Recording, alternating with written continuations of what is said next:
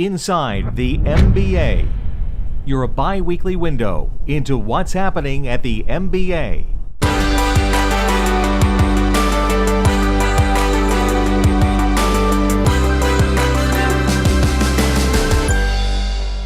In S&P 500 companies, women make up 46% of the workforce, yet a mere 5% ever make it to the top.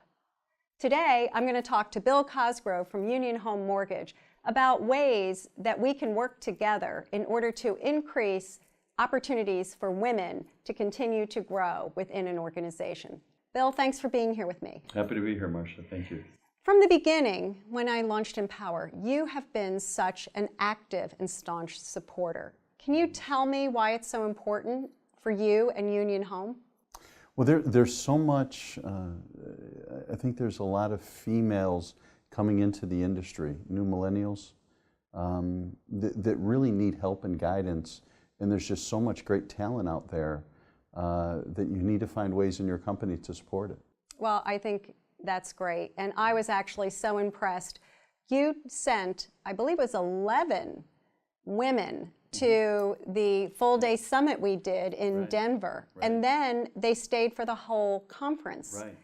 That couldn't have been cheap to send that many young professional women to Denver for 5 days. Mm-hmm. Have you seen benefits from making that investment? Absolutely. Well, most of these females we had brought to the company as interns. So we've seen them grow as interns, come back a couple years from college, and then we've hired them. And when you founded mPower, their eyes just sparkled with what they've seen. They never had seen anything like that before. And I think it showed what possibilities are out there for females in the mortgage banking business and in business in general. Oh, the exposure. We so appreciate having a whole diverse group of women that are there. And can you tell me, how do you know progress is being made inside Union Home Mortgage?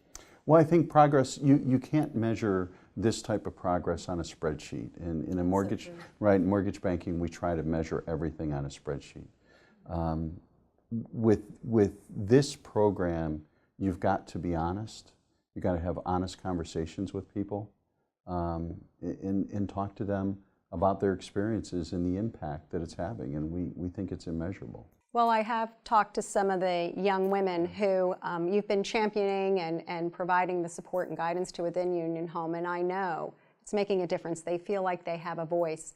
What advice would you give other CEOs who are trying to figure this out?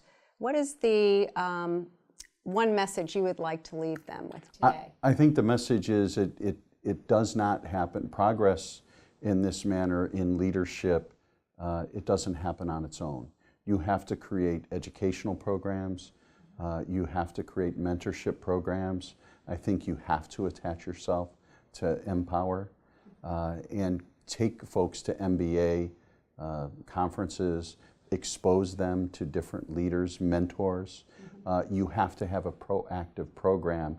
It will not happen on its own, but if you create that program and create the vehicle, I think wonderful things will happen.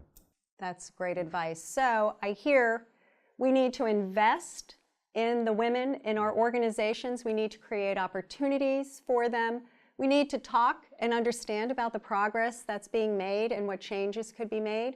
And I also hear leaders need to really consider investing in mentorship programs and opportunities and exposing young professionals to what goes on in our industry. And I love the message. They should be part of mPower. Thank you so much, Bill. You're welcome. Thank you.